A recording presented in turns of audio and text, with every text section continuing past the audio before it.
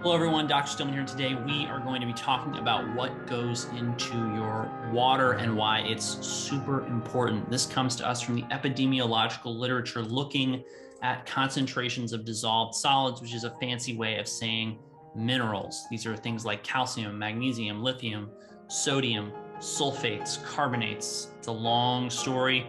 We're going to make it super short and super brief because there's not a whole lot to talk about here. It's a very interesting story with a lot of literature behind it, but the take homes are really simple.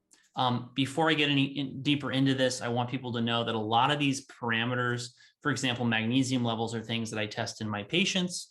And that's why I am such a fan of and such a proponent of nutritional lab testing. It gives you an idea of what you should be adding to your diet, changing in your diet, so on and so forth. We're going to get into actual numbers later on in the video. If you would like to apply for a consultation with me, I encourage you to do that at stillmanmd.com. I am taking new patients. And also make sure you're following the Substack, Telegram channel, and other social media that I'm running. Okay, so let's jump into the data. How does it do that? Lithium has some interesting effects within the brain as far as neuronal firing. That's why we'll use it in diseases like bipolar disorder to treat these folks and help them stabilize their mood. So what do we find? Lithium seems to have a protective effect in reducing the rate of completed suicide in the population, i.e. the more lithium in the groundwater, the lower the rate of suicide. This has been found many times in many different places. This data set is from Lithuania. They find that it's most significant for men.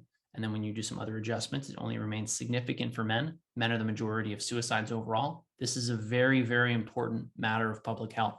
And I think it's a shame that we're having lithium deficient waters. Never before more in history than now do we have low magnesium levels in the water, lithium levels in the water, and we've got an epidemic of suicide.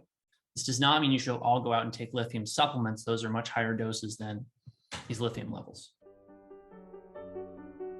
If this video has been helpful to you, make sure that you check out my link tree below to find out how you can keep in touch with me best. And if you would like to become a patient at my practice, please apply to work with me at stillmanmd.com. Thank you again for watching. Have a great day.